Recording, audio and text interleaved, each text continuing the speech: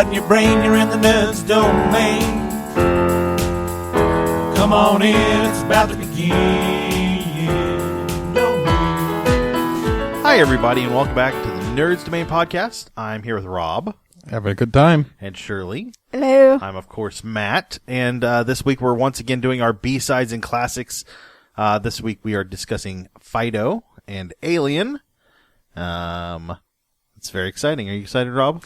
I love them both. Yeah, I'm with you on that one. So we'll start off with Fido. Fido is about a 1950s-ish town called... About Jack Russell that looks like Wishbone. Yeah, that's exactly what it was not about. It sounds like it. It did. You were like Fido, and I was like, God, is this gonna be a dog movie? Please tell me it's not. Do you honestly think I would recommend any kind of dog movie that wasn't an undead spectral dog? That would be amazing. Yeah. Is there an undead spectral dog movie? There's the Frankenweenie.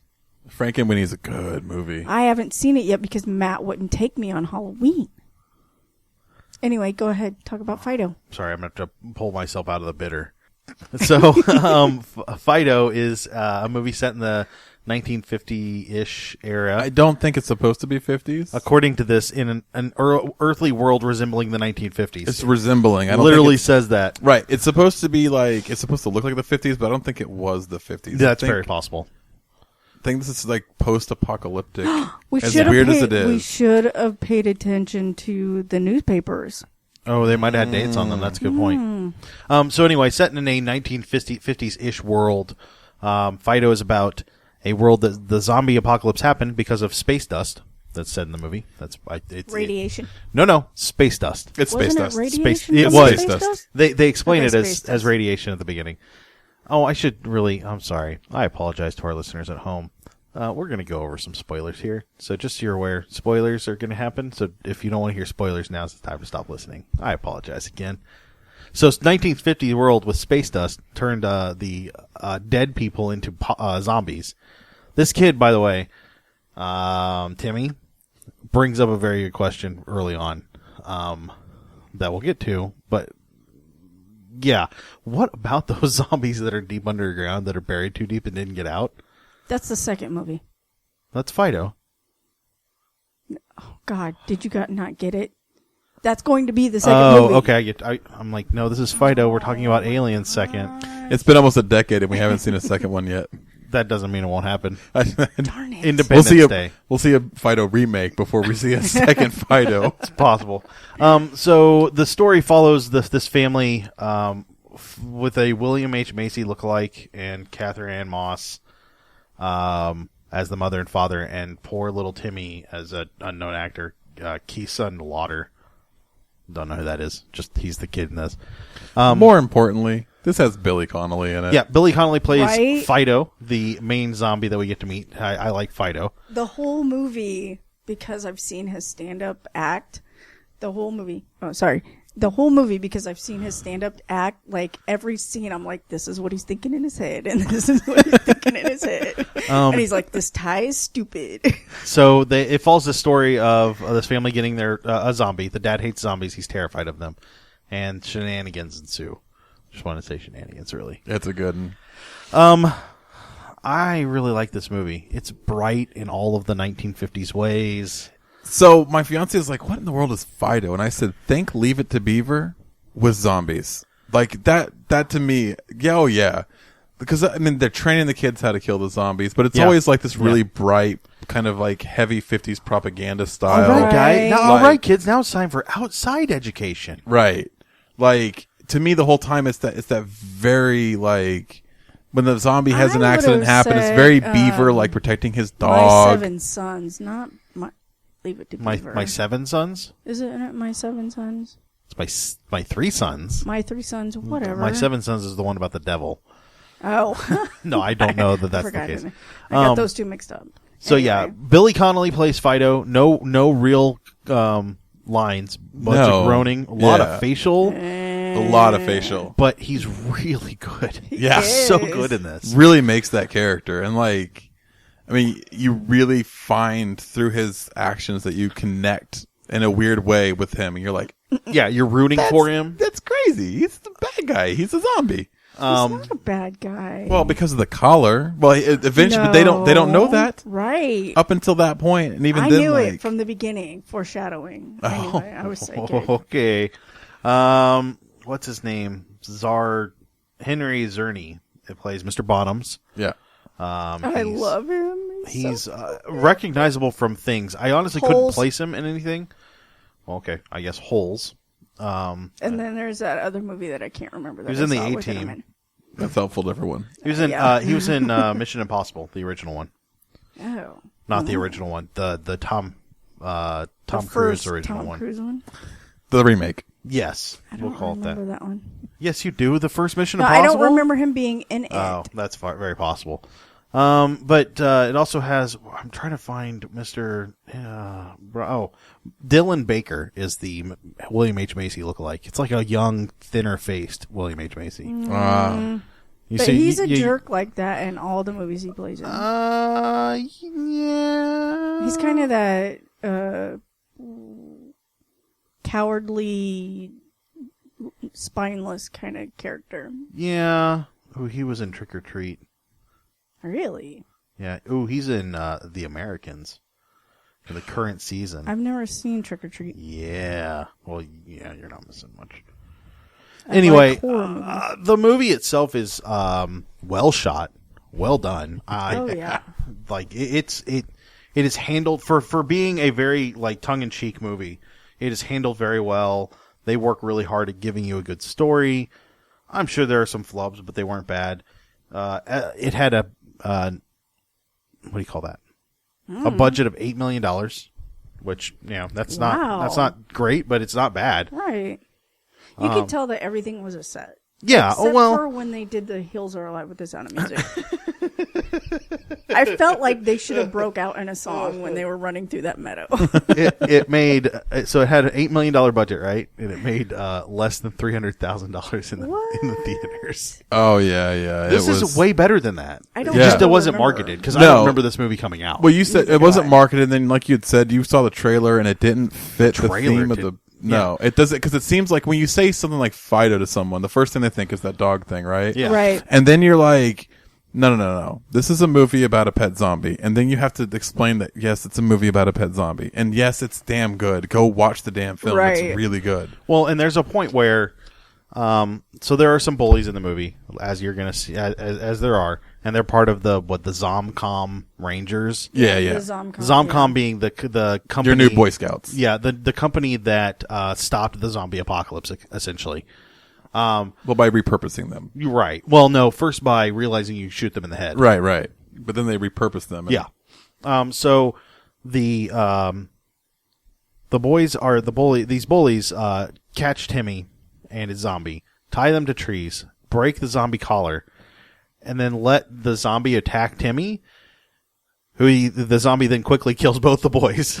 Right. No, I'm sorry, kills one of the boys. The other one gets shot by his own brother. Right.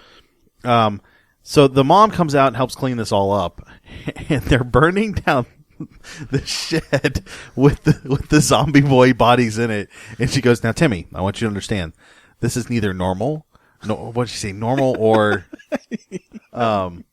Basically normal or appropriate. yeah. Appropriate, yeah. Please don't think that this is. This is not what we do." I was I just know, like, Mom. "What?" Yeah, and I told you it's very Leave It to Beaver. Like I get that vibe the whole time I'm watching it, not just because of the settings, because of the way it's presented and the way it's done. You're like, yeah, Right. yeah. I guess the dialogue between the son and the mom is a lot like yeah. Leave It to You Beaver. get that. Oh, geez, ma. Yeah. You're like, Yeah, well, and Timmy sticks out a little bit there because he's not the "aw geez" kid. Like he's like the lady across the street's like, "I told you to put your bike away. You don't leave it out." And he's like, "And do you want somebody to steal it?" He's like, "Yeah, Mrs. Not Robinson, Henderson. Whatever. Henderson, yeah. Like he mouths off a little bit, and he's not happy just to be happy. He Right. asks He's the hard respectful, questions yeah. about, like, he actually thinks it doesn't fit in that happy-go-lucky world.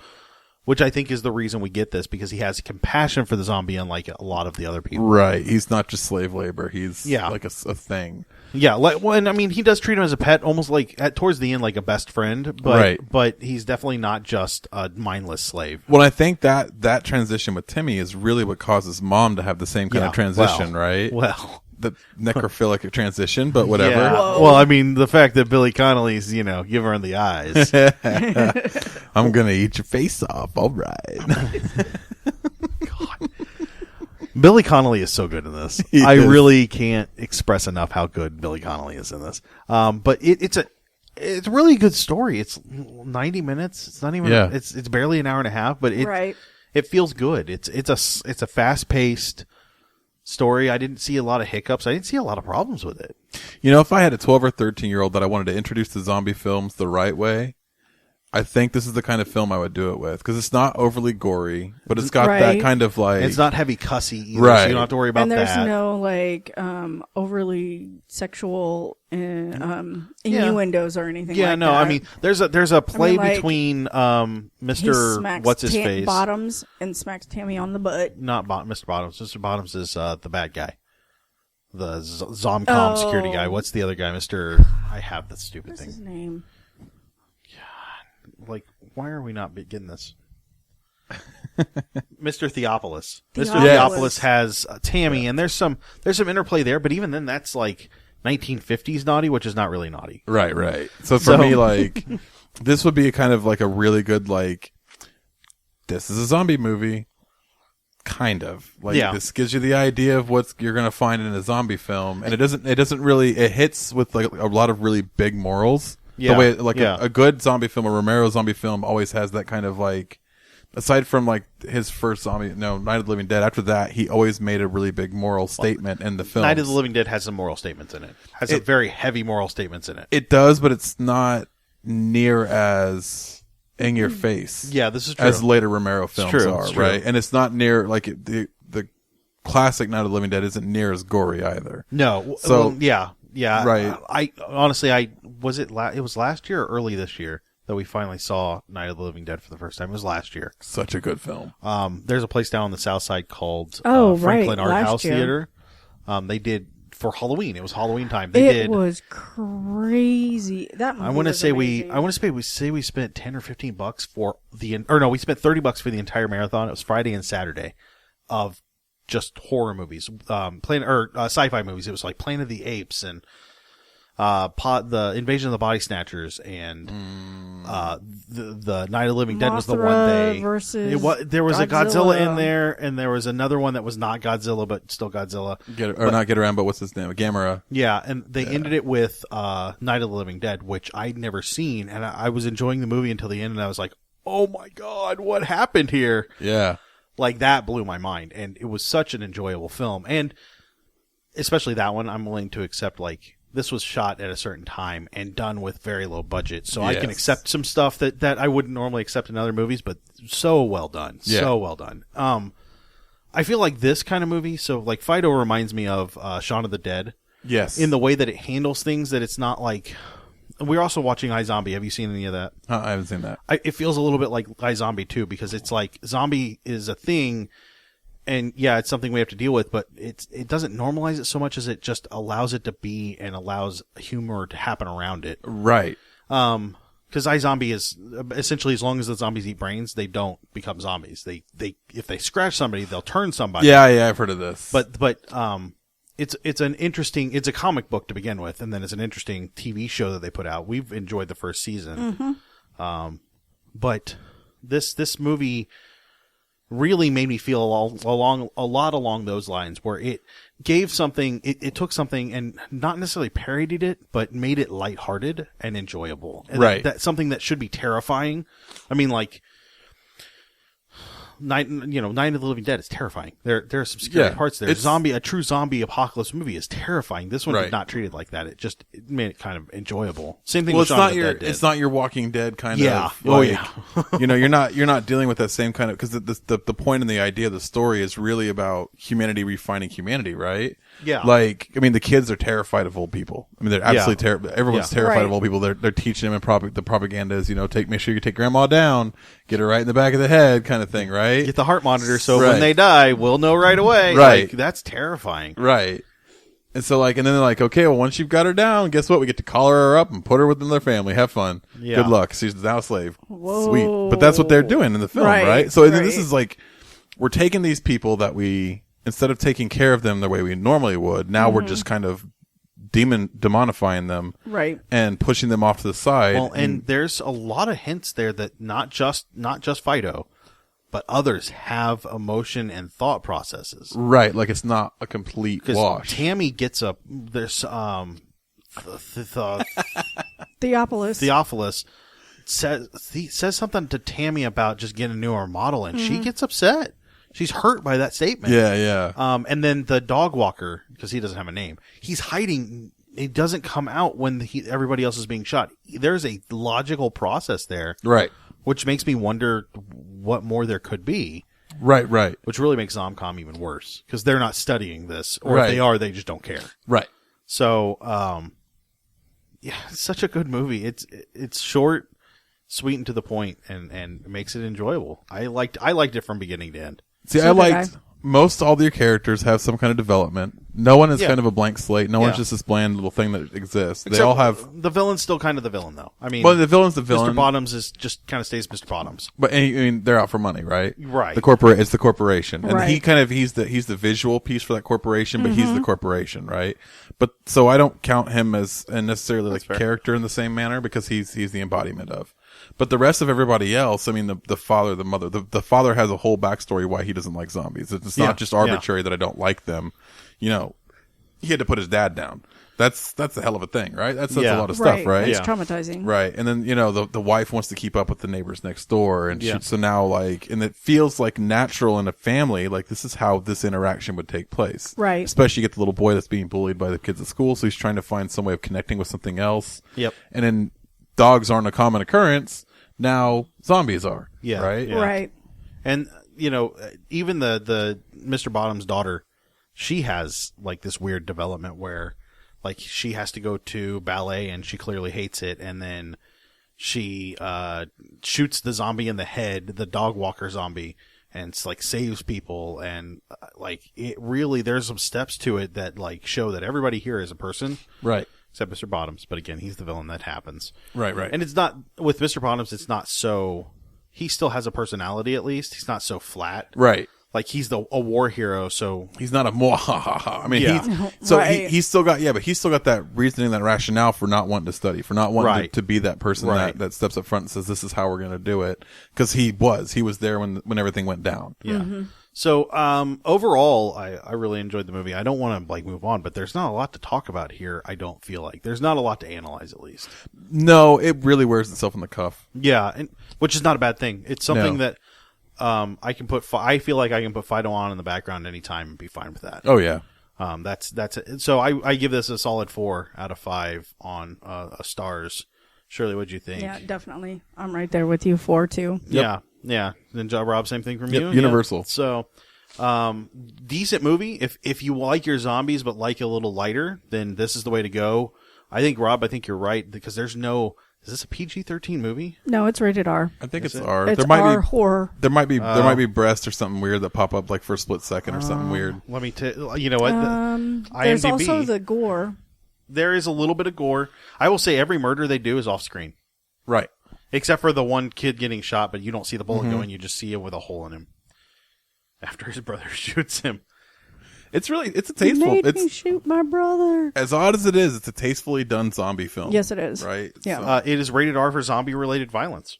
there you go. Zombies make it, because it says no sex or nudity, not especially graphic. Zombie eats a woman's arm, not fully shown. They really put it off. Very little profanity. Adults are drinking a little bit, but not a lot. There's If some I were going to show, smoking. I would show my kid something like this before I'd let him play The Last of Us. That's How fair. about Yeah. that? Yeah, it's pretty tame. Yeah. And I think this would be a good one to say, hey, this is kind of what zombies are like. If you really want to see a zombie movie, kid, I don't have to worry about you being terrified in the middle of the night. This is the place to start. So Right.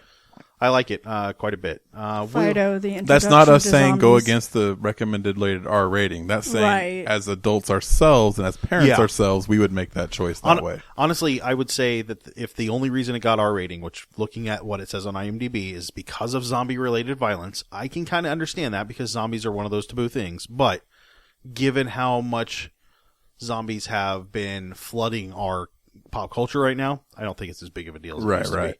And I'm surprised this movie is not better well received. And maybe it was the time it was put out. 06, right? So this 07, is yeah. before the big zombie revolution Yeah, started yeah. to hit, because it didn't go mainstream until after Walking Dead, really. Like, That's fair, I mean, yeah. there were a lot of zombie films, but it wasn't like the motif to go to until after The Walking Dead. I guess that doesn't make because sense. like 28 Days Later didn't do well, 28 Weeks didn't do well, and those are good films, in a sense. Like your Day of the Dead, the Day of the Dead remake is phenomenal. That film is so well done. Well, this is surprisingly, though, this is after Shaun of the Dead, which did really well. Right. Shaun of the Dead did really well, but that's because of who it had, not because of what it was. That's fair, right. yeah. That's really the big kicker there. But then Hot Fuzz didn't do well. That made me sad. Which is really sad because Hot Fuzz is a fantastic movie. It is a good film. But it's just, I think the timing of it was a little off. If it had been a few years later, it probably would have done really, really well. It's fair. Something definitely to check out now. $2.99 on Google. It's also available on Showtime. Yep. Or if you're on Hulu, it is available there if you have your Showtime subscription. Right. So, next we're going to talk about Alien, the singular. This is a 1979 movie directed by Ridley Scott. This is really his first big explosion onto the scene. This is rated... Was it Ridley Scott Blade Runner? Which came out after this. Was that after this? Yeah, I kept thinking it was 82, before 83. this. I thought it was before. 82 or 83. I don't This know. is why he got Blade Runner. Oh, okay. Okay. I couldn't remember. I got those two reversed. I thought Blade Runner was before. This is listed as a sci-fi horror. I would say the sci-fi doesn't matter as much as the horror does because it is a very solid horror movie. It is. Yeah. Okay, so let's just clarify for the people that haven't seen anything in the Aliens franchise. This is the last real horror of the franchise. The rest of them become really action-packed and less horror-oriented. Each movie has its own theme and has its own style. So Aliens, plural, is an action thriller. Alien 3 It's more a drama. is more of a drama and like a prison drama. Yeah. Alien Right. 4 is A Joss Whedon affair.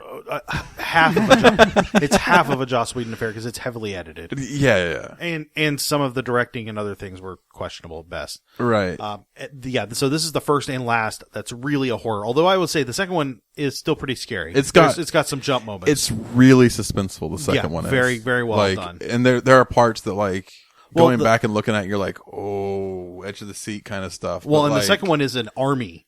yeah. Like it's a military action adventure movie. And it's the second one. So if you're not familiar with the series, it's the second one that sets up the Colonial Marines. This is what sets up the aliens themselves. This kind of gives you like where they came from, what they are, well, and to a degree. surprisingly, like Right. this is the first of 7 movies that really deal with the aliens. So you have Aliens, Alien 3. Alien Resurrection, Alien vs. Predator, Alien vs. Predator 2, Prometheus. Prometheus 2 is on its way, but it's not on gonna its way. It's not going Yeah. to be called Prometheus. It's actually going to be part of the next Alien set. Right, which From is what, fair. From what Ridley Scott is saying, he wants to tie everything back to the aliens, but he wants to kind of bypass all the other stuff that's happened and really make it his aliens again. That's fine. I think Ridley So- Scott did a fantastic Yeah. job with this movie.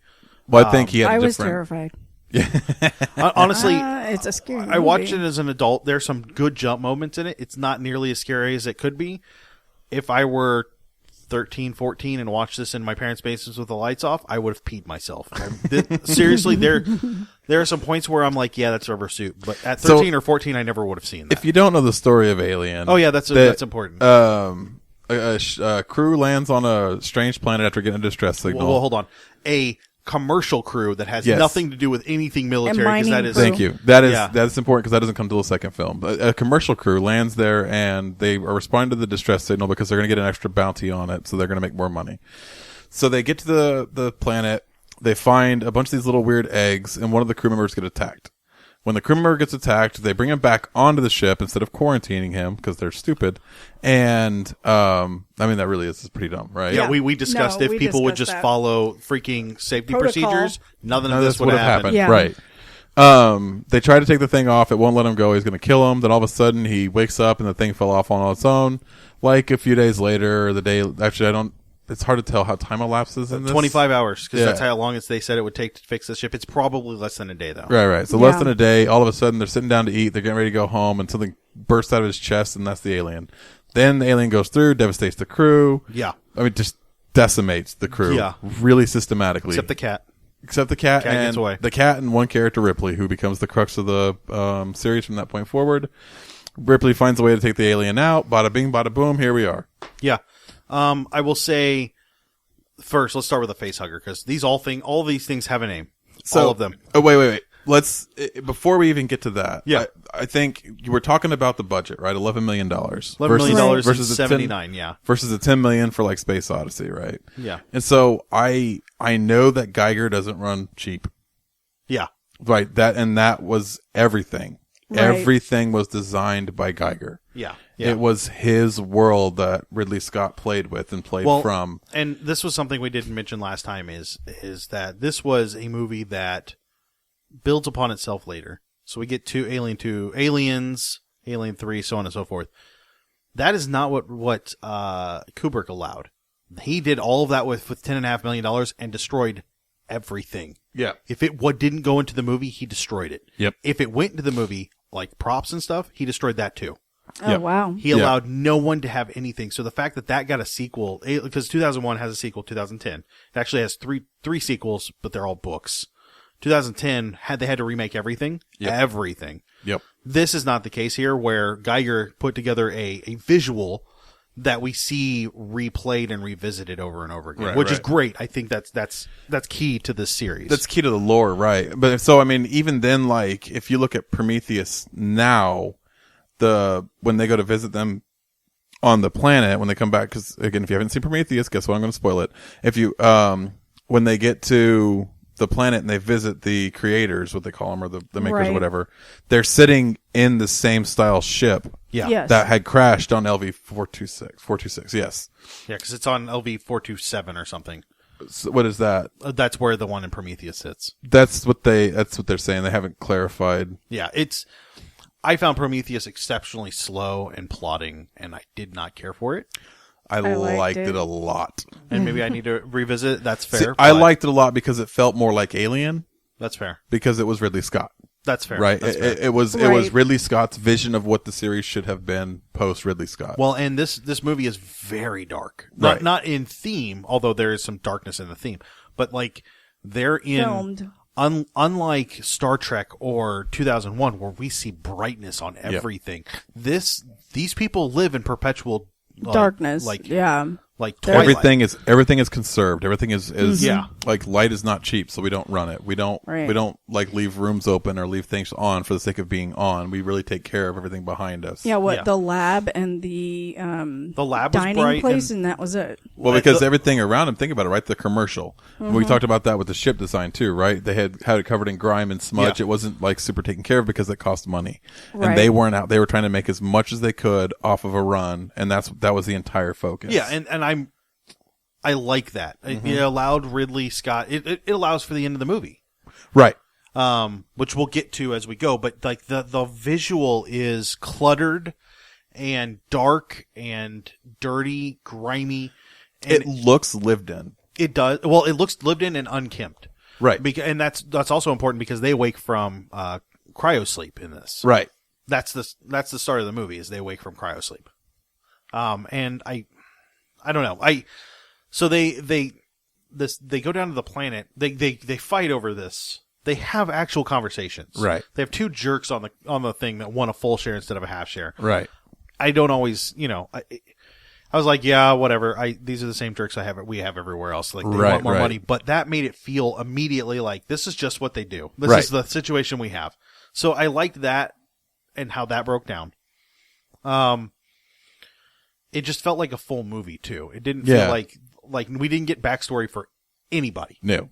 But everybody had a personality and a reason. Everybody- we get more later. But Everybody had a backstory. You didn't have to hear it to make it there. Yeah. You could kind of fill that in and get that vibe from them without having that there, right? We have a ton of really good actors here. Yes. Tom Skerritt. Yep. He plays the captain. John Hurt is in it.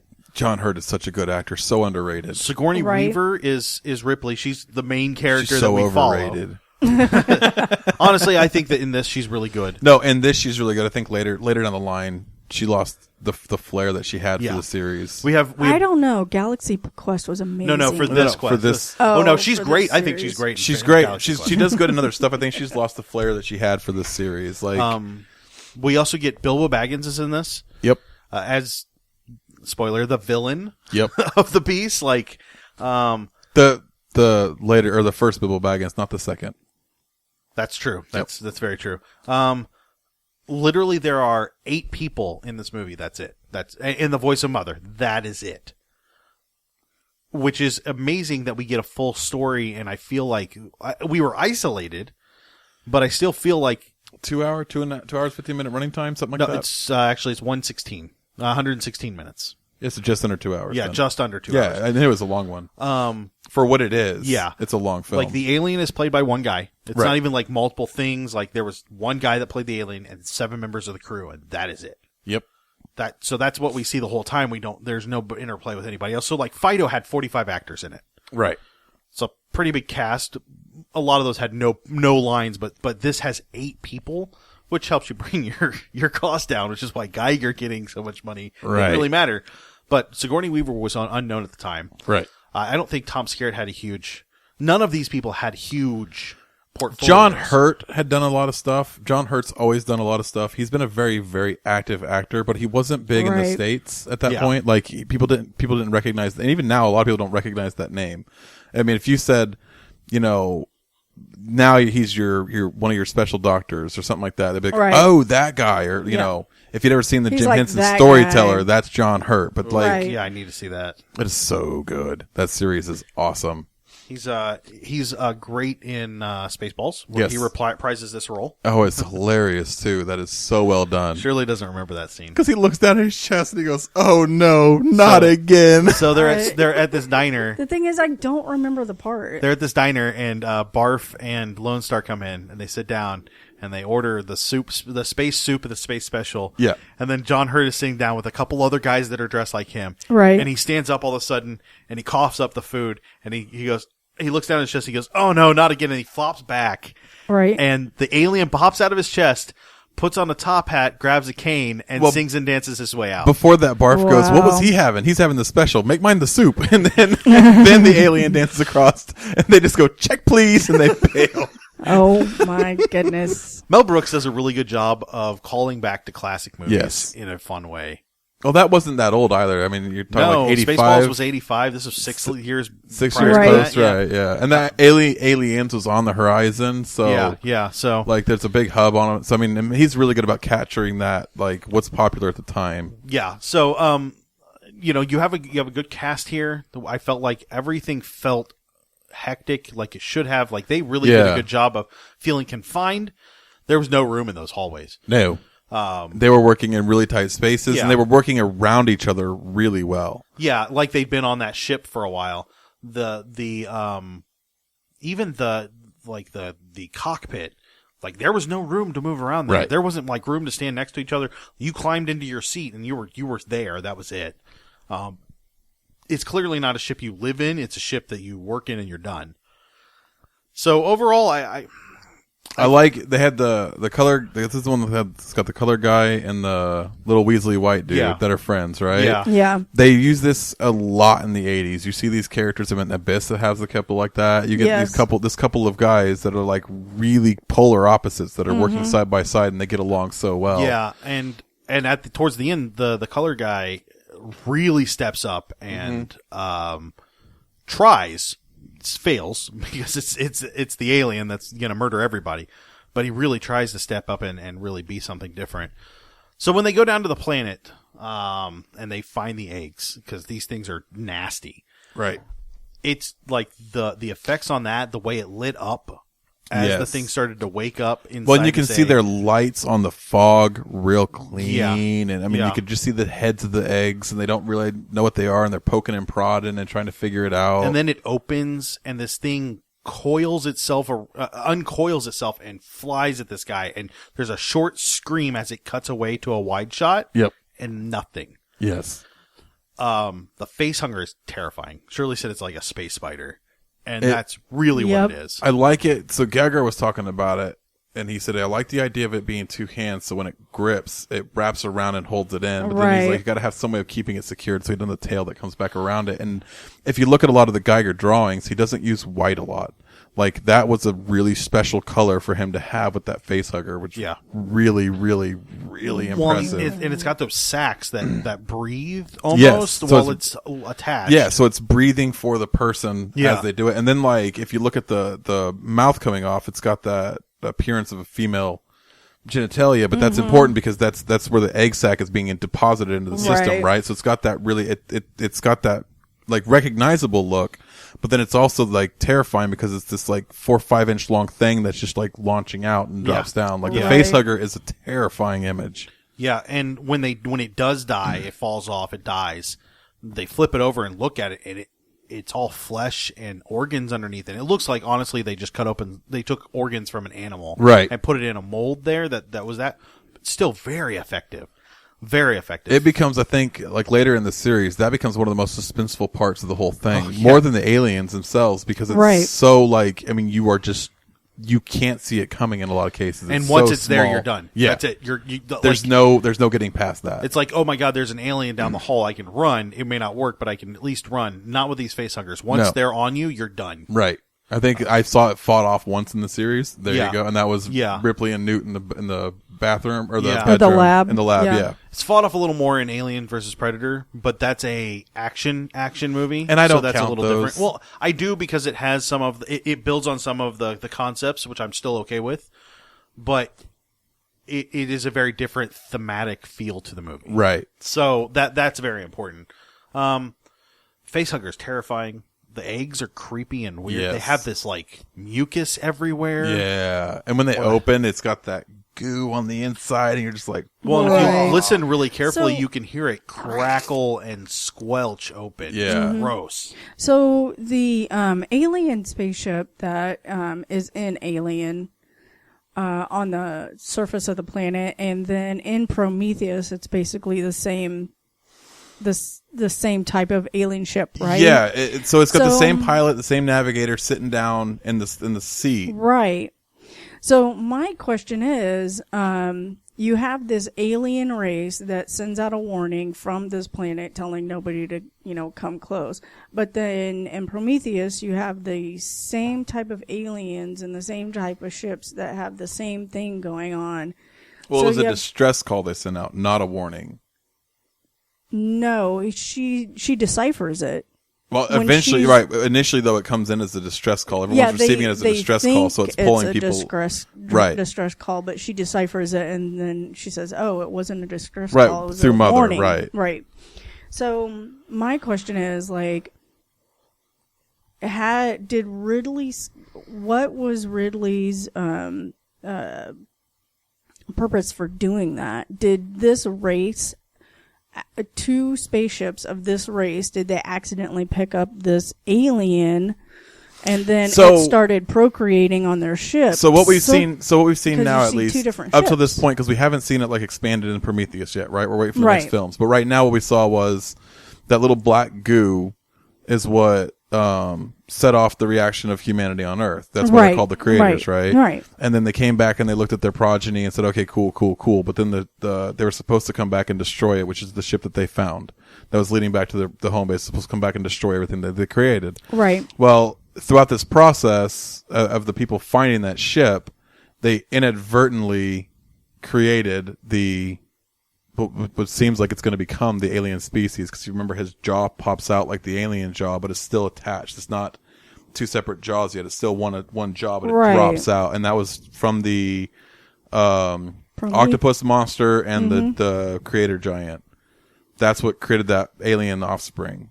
It's like the Okay. octopus monster is kind of like the first face hugger. Right, because in Prometheus, everything that came out of the eggs was a different species.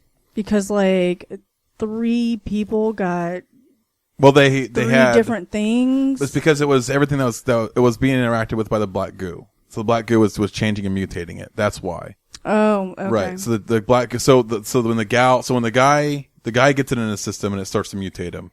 The other guy gets it in his system. He doesn't realize it because he was put in there by the android who spiked it in his wine. Then he knocks up his wife. Mm-hmm. wife. Yeah, they're married. Girlfriend. Right. Or they're getting married or whatever, Something. right? Yeah. His significant other, he knocks her up. She has the first little octopus baby that she has extracted from her stomach in that really brutal scene. Right. That is such a brutal scene. Then that's what ends up capturing the giant, consuming the giant, gestating the new egg, creating the first alien, quote unquote, kind of monster, because that's when the jaw snaps. So it really comes down from the black goo and then the mixing of the DNA and blah, blah, blah, blah, blah, blah, blah. So, Lots of aliens. because I've only watched the very beginning of Prometheus, and It's did a good not- film. Yeah. I thought we saw it in Nope, theater. we watched it on the couch, and I played WoW while you guys watched it. You should go back and watch it. It's really good. I'll We should give it watch another run. tonight. No. Yes. So anyway, so the alien bursts out of this guy's chest, as we say. He like the Right. facehugger falls off. John Hurt's character wakes back up. Kane. His name is Kane. He wakes back up. Everything seems fine. They're going to go back to Earth because they were supposed to be there already, and that's why they were woken up. They find out they've got 10 more months. They're going to go back and cryosleep. The first thing they're going to do is eat one last supper. And that's when John Hurt gets sick, and this thing bursts out of his chest and murders him. And again, another really gruesome scene. Really? Like, Right.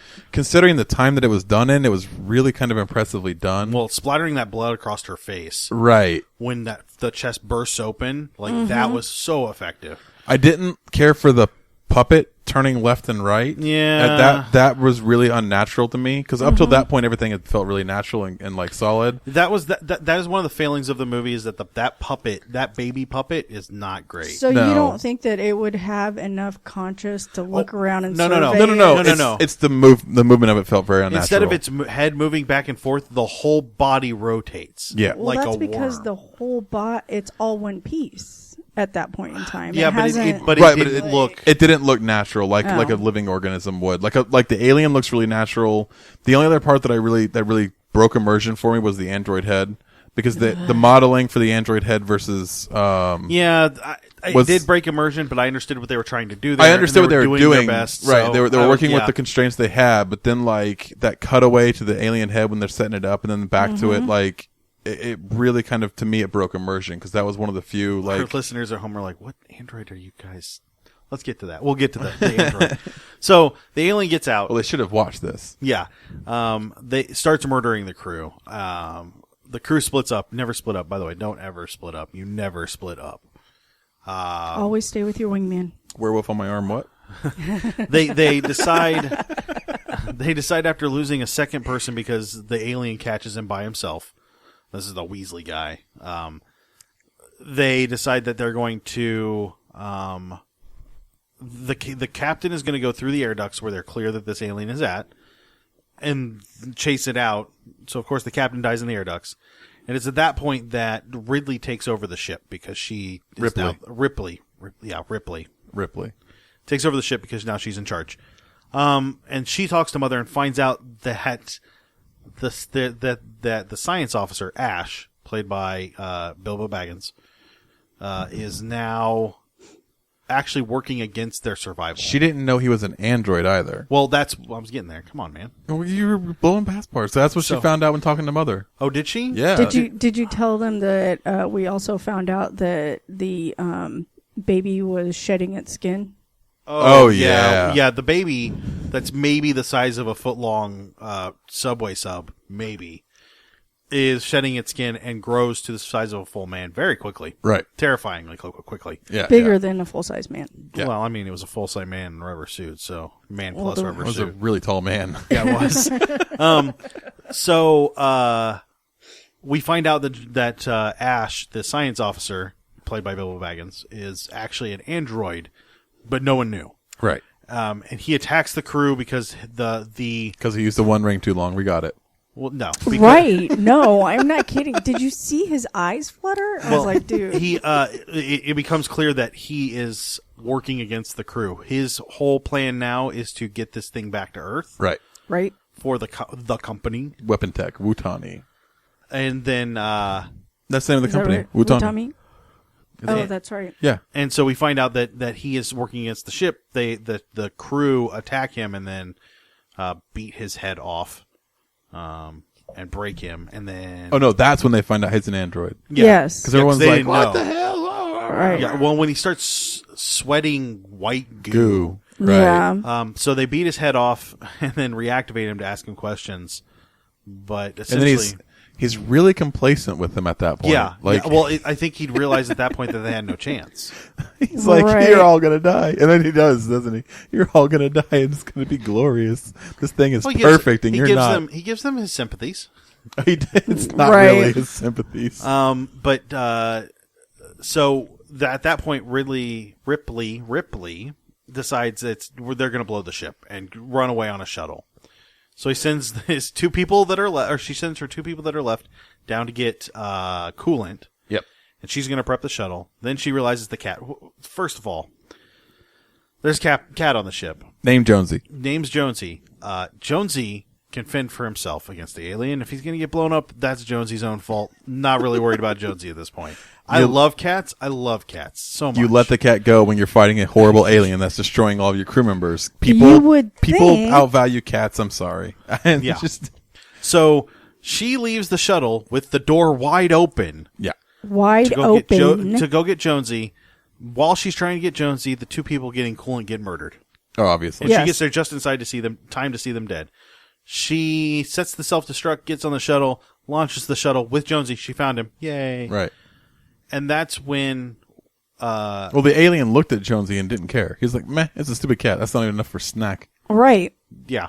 Well, yeah. So there's that. So she gets away in the shuttle, only to find out that the alien is there, and that was masterful because I'm like, Right. The first time I saw it was last year because I had never seen this movie, Right. Shame. and we watched it, and I was just like, well, okay, the movie's over, right? Nope. Why is there movement back there?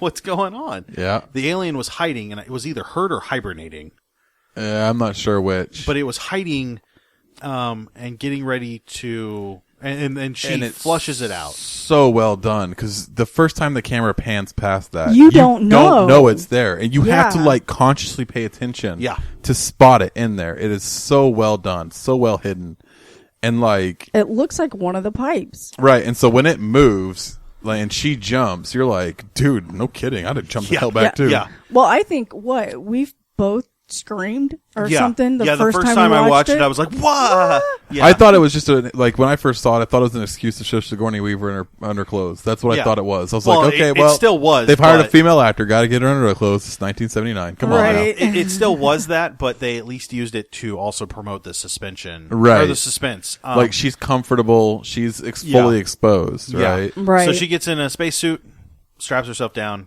ejects the thing out the back, shoots it with a. Why did they have a harpoon Why wouldn't you have a harpoon? in space? Why I don't see a problem with this. Okay. Well, the thing is, it's I a don't harpoon. think it was a harp. I think it was a climbing thingy. Yeah, The it was grappling like a hook, grappling climbing gun. grappling hook. Gets the Batman. alien outside. The door shuts. She blasts the engine, melts the alien to death. Hypothetically, we don't know that the alien actually dies.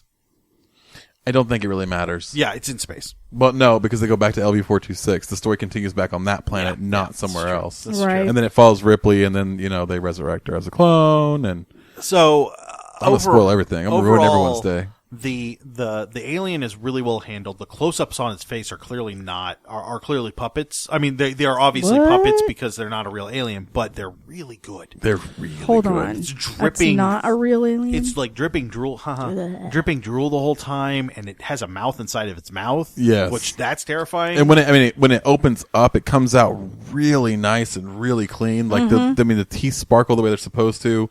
The whatever they use, like a lube or something for the saliva, and it looks really sharp. I mean, it looks really clean. He's got that.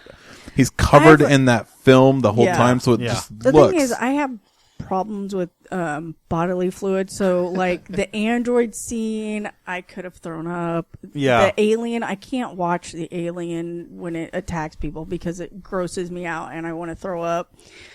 Yeah, so I had my eyes closed most of the This time. is not the series for you. yeah, maybe not. I really So like it. gross. There are a couple of times when you can tell it's a dude in rubber suit. Right. But- like the very When- end. Yeah, but it's Yeah. so good until that point. Right. I have no Right. problem with that. There are some cliches here, but I'm not sure if they're really cliches or if this is the beginning of them. This is 1979, so it depends on which ones. Some of them were, Yeah. some of them were like set up because of Alien, because it was such an impactful film. And as odd as it is, like this could have easily gone B-side and Yeah, gone to the yeah. wayside. It was the Geiger influence that really made the Yeah. Alien what it was. And then Ridley Scott is just a sharp director. Yeah, he really pays attention to his cues. He really and pays Right. attention to his. there was nothing wasted here. We didn't see a scene where something wasn't important. Right. And that's key to a movie. I understand sometimes you have to put in a scene that isn't super important because that's why it's important. right. Right. But this was not the case. Like every time we see something happening, it's actually happening. And the modeling in this, I know they were amazing. when the ship is taking off and landing, it's the same scene. Yeah. By Right. the way, it's just Right. filmed one way and then reversed. Right. Still looks really good. Yeah. Right. And you could tell there are Christmas lights underneath it. Right. But well, it looks good. yeah. It does. It looks really sharp. It looks really think- clean. In 2016, I can tell their Christmas lights. In 1979, I don't know that I would have really Right. picked Caught up that. So the modeling is really good. The dead Prometheus alien, Yes. is really creepy looking. And Right. it's like he's calcified in And there. the thing Right. is, there's so much detail in that alien ship. It's just Yeah. amazing. Yeah. And that I And the think is what way- really sells the film on a whole, right? Is right. the detail That's exactly everywhere. what I was going to say. Because the way that Ridley or however took Geiger's vision of this world and then brought it to life, and I think that's where most of their budget went into Yeah. the alien Oh, yeah. ship. Yeah, we talked and- about that because like this is an $11 million budget. That's even 79. That's still a lot of money. Right. Where did that go? And it's not the actors because none of them are really big names. It was the scenery. Right. They worked really hard at making this look good, and everything's really dark in this. There's not a bright scene until you're on the shuttle. The shuttle's a little bright, but Now still. what's really interesting in stark contrast to A Space Odyssey or Star Trek, they kind of got the technology really wrong. Oh yeah, And yeah. that was something that really I think it's even now, like you look at this, you look at Aliens, and the technologies are all wrong, Yeah. and it feels out of place. It doesn't It's almost feel like it. It's almost like we entered a technology dark age, and Right. that's why how we ended up with this movie. Right. So, yeah, that there is no forward vision for technology other than the cryosleep, but that's not really all that. That's impressive. commonplace in a lot of these films, though. It's it's really just it's all vector crap. Right. I mean, it's all ones and zeros on the screen for some parts of the movie. Like, Right. there's no forward vision for the technology, but the turnaround is Well, Mother does interact. She hears the voice and she does respond on the Yeah. screen. So at least like there's kind of that Siri thing going, but that's all she is Siri. She doesn't Yeah. have that intelligence like Hal does. Yeah. Well, but Right. at the same time, that still allows our audience in 79 to connect to the film. Right. So, I mean, as much as you're absolutely right, it allows the audience to connect, which is what you want in a horror. Right. Because then it makes them feel like they're more in it.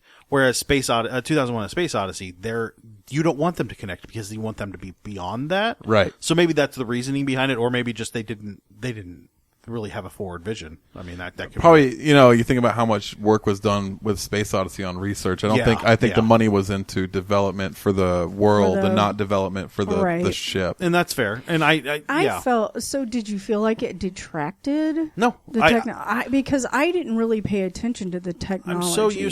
I'm so used to technology in space never in sci-fi never actually being right that I just accept whatever they give me.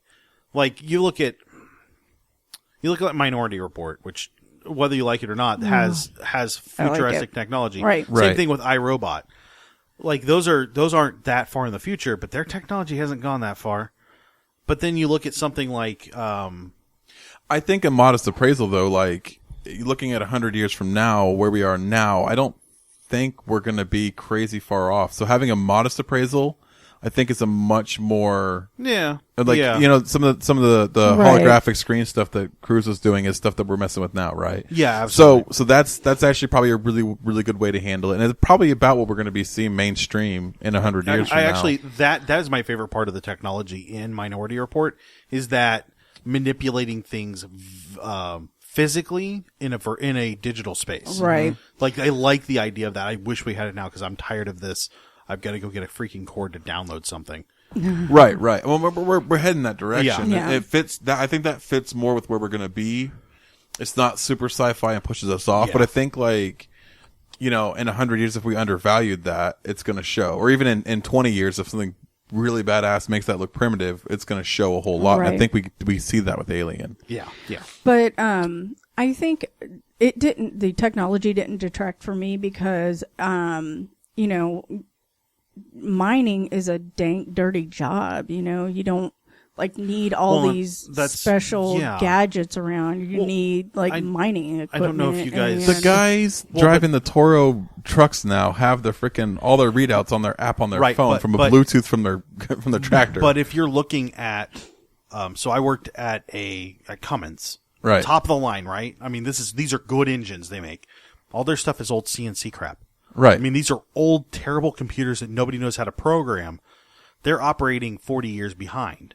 But that's because that machine works and does what they need it to do. So they're not going to invest all that money. So in a sense, maybe that's the case here in this one singular movie if you look at it in just this one bubble. Because later we get the military stuff and it's just as bad.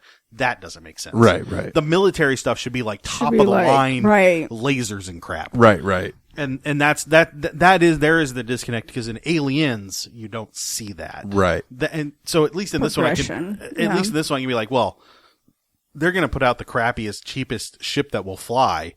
They don't care. They just want to get to A to B. They don't need anything special. Right. So, yeah, I guess that's kind of where I'm at. Yeah. So. I can give you that. All right. So, overall thoughts. What did you guys think of the movie, Rob? Alien's a 4. It's a solid 4. I think, it's got some parts that break the immersion, and that kind of really pulls away from it. Other than that, it's a good film, and it really sets up some spectacular films that follow. Right on. Shirley, any thoughts? Yeah, definitely. I would give it a 4 too. I'm gonna give this a 4.5. I don't like horror movies, but this one's a solid one that has some jumps and some really suspenseful stuff, and not crap horror. I mean, there's some crap horror. Just wait till we talk about the James Cameron version. I really enjoyed the movie. When I decided I wanted to watch it, we just went straight out and bought it. And I suggest people do that. Actually, I found out I can get all 4 of the movies. The quadrilogy, yes. $40 on iTunes in HD. So that's something I wouldn't mind seeing is some HD Aliens. The Blu-ray versions and the special editions, especially for the later films, really are kind of critical. Alien 3, you really want to watch the director's cut. You don't want to watch the theatrical one. Really? Yeah. So there was a lot going on. There was a lot of argument between the studio and the director. Yeah. That was... we had a French director on that one? Yeah, it was a French director, and there was a lot... I mean, it feels like a French film. Yeah. It's still an Americanized French film, but it feels like a French film. And fair enough. It's really, really dramatic. And you really want to get that kind of that vision that he wanted, not the vision the studio wanted. Fair enough. I think it's an extra 20 or 30 minutes or some crazy stuff like that. It's a lot. It's a lot of extra movie. Okay. I really think this is something. I think the 2 classics we've watched so far are worth watching. Oh yeah. To get it under your belt, even if you Shirley didn't care for 2001, but I think it's it was worth watching though, right? Yeah. If you're for experiencing it, if you're looking for classic movies, these both fit it. If you're looking for something fun, Sharknado might be up your alley. Fido is much better a much better film. 4.5 all the way. So, I highly suggest checking those out. Well, I think if you're curious about the sci-fi histories, Space Odyssey is really important. Well, right? and same thing with Alien. Alien takes what they had done in Space Odyssey and transforms it, right? A little bit, yeah. I mean, it uses a lot of the similar shots, a lot of the similar setup. Space, 2001, really is kind of defining film for the sci-fi genre. Yeah. It really does things. I mean, it talks about topics that we still see in stuff like Stargate now and Star Trek and all these different parts. Star Trek goes through a whole different part of the series where they're going to try to ascend and they do this in all the different shows, and this kind of does that premise, right? So these are important films for what sci-fi is and becomes, and then they're parodied so much that the parody loses its impact if you don't know the reference. Like I said, if you watch History of the World Part 1, which I will go back and watch, probably very soon, that first opening scene doesn't make any sense without 2001. Not at all. And there's a lot of stuff that we see in modern horror and modern sci-fi stuff that Alien really, really pushes on. Oh, yeah. So, otherwise, guys, thanks for listening. We will be back next time. We're watching Predator. Yeah. Because, eventually we're going to work our way towards Alien and Predator, probably on the B-side. Probably on the B side. More than likely on the B side. And Yep. we're also watching Barbarella, and I apologize ahead of time if you watch Barbarella for the podcast, You because should, it is... again, this is a pioneering film, right? This is a cult classic. I don't know why. I really don't get it. I don't understand the beauty or the passion that people have for this thing, because it's the monstrosity of a film. Yeah. But it is. People really relish it, and it does do some cool things here and there that are worth mentioning, but it is really bad. And then buddy. after that, I know that our classic, the fourth classic we're going to do is Jaws. I don't know what our B-side is yet. We're working on that. So I threw down a film called Idle Hands. Okay. It is a 90s. Isn't it where the guy gets his hand cut off and it's some kid loses his hand and the guy's prison hand gets sewn onto his arm. Something weird like that. Yeah, it's a really bad good film. Wow. It's really good. I've seen some of it and it's hilarious. And I did add Labyrinth to the classics. Of course. Oh, nice. Of course. Yeah. We are going to eventually watch Purple Rain, given the recent passing of Prince and the Yep. fact that I've never seen Purple Rain. And George from our Masks of Nyarlathotep podcast has really pushed for it ever since we went and saw Morris Day in the Time. Well, then tell him to be on here with us and we'll watch it. Oh, he will be here in an instant. Maybe we can. That's the one where the B-side can be The Room, Yeah. because then George can enjoy both of them. Oh, God. You know, we Okay, you guys, you know what? I'm going to have to just bow out for that one. we'll toss on Legend while we're at it. Oh, Yeah. Oh, see. We actually did Legend for the Nerds Domain podcast. Yeah, we can fix that. So. Yeah. All right, well, guys, thank you for listening, and we will talk to you guys real soon.